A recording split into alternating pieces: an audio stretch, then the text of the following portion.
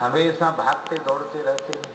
अरे अब सब छोड़ो, एक जगह ठहर जाओ। हठ करने लगे। वृद्ध संत थे, तो हमने कहा क्या करें, कपाल पर यही लिखा कर लाए हैं तो कहां से ठहर जाएं। आप हमारे कपाल की रेखा पर पलट दीजिए तो ठहर जाएंगे। अब यही भाग्य में लिखा हुआ है, अटकना भटकना, तो कैसे रुकें। तो बोले वो संत थोड़े आग्रह के स्वर में बोले, मामा जी इस अटकने भटकने में आपको मिला क्या? क्या मिला आपको? क्या पाया आपने? या तो आप अपनी अनुभूति का प्रकाश कीजिए कि हमको इस भ्रमण से, विचरण से, भटकने से हमको अमुक चीज मिली है, तो हम संतोष करेंगे कि चलो आपका भ्रमण निरर्थक नहीं है, सार्थक है। तो पूज्य महाराज जी ने बताया कि भैया मुझे आवेश आ गया और मैंने कहा महाराज जी क्षमा करना, मुझे जो मिला है वह सौभाग्य धरती पर बहुत कम लोगों को प्राप्त हुआ है, जो मुझे मिला है। तो मामा जी सुनाते सुनाते रो पड़े। कहा हमें भारतवर्ष के सभी संतों का प्यार मिला है। संत जिसे इतना प्रेम करें, इससे बड़ी उपलब्धि और क्या हो सकती है। पूज्य बक्सर वाले मामा जी ऐसे थे, सबके प्रिय और सबके हितकारी। संसार में कोई उनका विरोधी नहीं था, अजात शत्रु थे। संत वेश मात्र में इतनी श्रद्धा रखने वाला अब देखने से भी दिखाई नहीं पड़ता, ऐसी उनकी निष्ठा। संत मात्र के प्रति उनकी निष्ठा, ये क्या था? ये उनके जीवन में भक्तमाल की सुगंध थी, ये उनके जीवन में भक्तमाल का प्रकाश था। भक्तमाल हमें कैसी दृष्टि देता है? बहुत ध्यान से सुने। बिना भक्तमाल भक्ति रूप अति दूर है। प्रियादासी का भाव। संत हैं अनंत गुण, अंत कौन पावे जाको। संत हैं अनंत गुण, अंत कौन पावे जाको। जाने रति वंश को रिझे पहिचान, जाने रति वंश को रिझे। गुण ना दीख पर देखत ही नैन भर, धरे पग और प्रेम भर आनिते। गुण ना दीख पर जो पे घटी क्रिया कछु देखिया तैन माज। जो घटी क्रिया कछु देखिया तैन माज। जो घटी क्रिया कछु देखिया तैन माज। करि ले विचार हरि की क्रोध होता है, संत चरण में प्रीति होती है तो क्या होता है?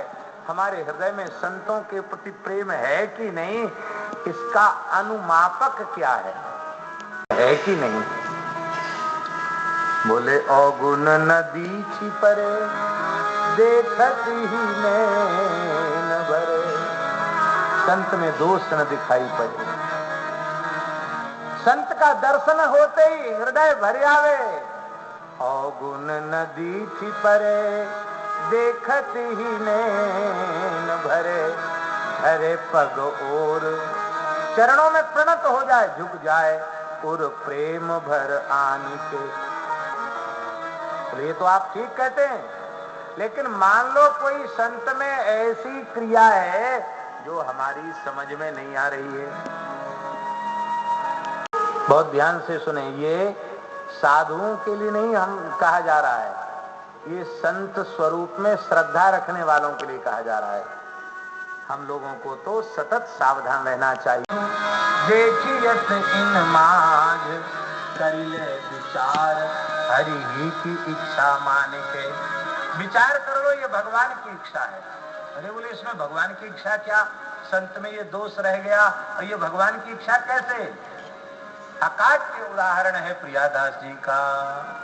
अलक श्रृंगारी के निहार ने माता, अलक श्रृंगार नाकारो इधर जाने के। माताएं अपने बालकों का बड़े प्रेम से श्रृंगार करती हैं। निहार ले बती माता, देत जो सोना कारो बीच डर जाने के। जी के निकट एक महापुरुष रहते थे, श्री हरेराम बाबा। बड़े उच्च कोटि के महात्मा थे, बड़े नाम प्रेमी थे और बड़े विरक्त थे। हमारे महाराज जी ने जो कहा वो हम आपको निवेदन कर रहे हैं। महाराज जी ने कहा, श्री चैतन्य महाप्रभु के चरित्र में वर्णित जो प्रेम के लक्षण हैं, उन लक्षणों को मैंने बाबा के शरीर में देखा। मूर्छित हो जाना, घंटों तक मूर्छित बने रहे। चंबल नदी के गंभीर नील जल को देख करके वे जल में डूब गए। 3 दिन बाद जल से निकले।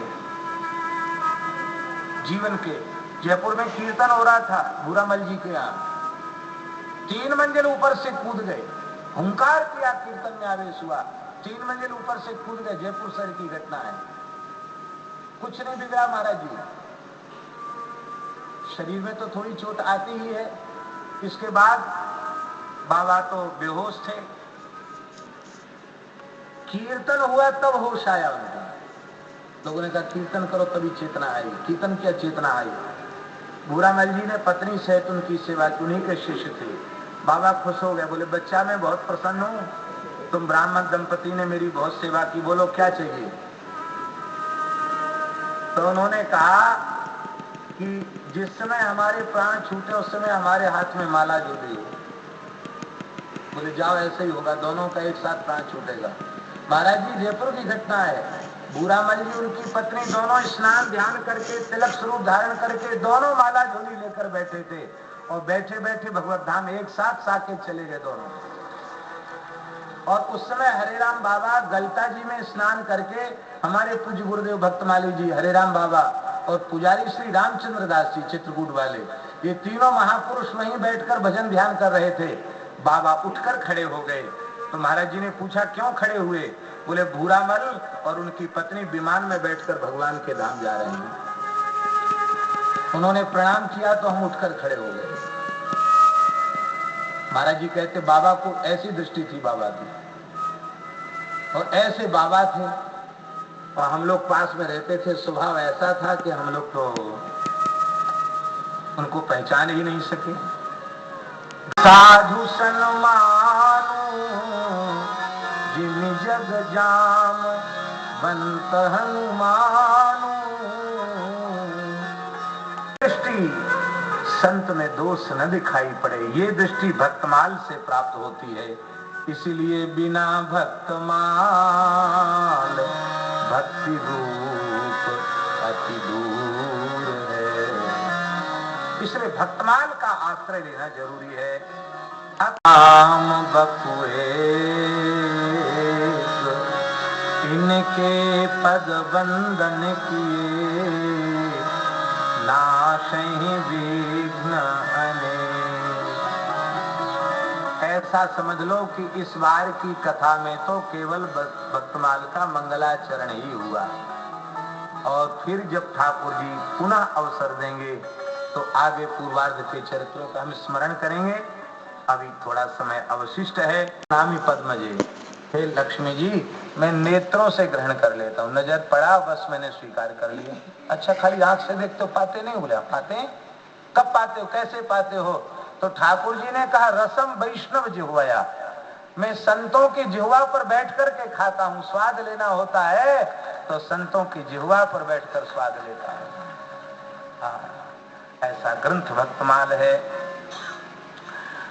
तो हरि गुरु दास ने सो साचो सोई भक्त सही, गही एक टेक फेर उड़ते न टरी है। भक्ति रस रूप को स्वरूप यह छवि सार, चारु हरि नाम लेत असुवन झरी है। वही भगवंत संत प्रीति को विचार करे, धरे दूर ईश ताहू पांडुन सो करी है। गुरु गुरुताई की सच्चाई ले दिखाई जहाँ, गाई श्री पहारी जू की रीति रंग भरी है। निष्कपट व्यवहार है, भजन की एक टेक धारण करके त्यागता नहीं है, ये भक्त का लक्षण है।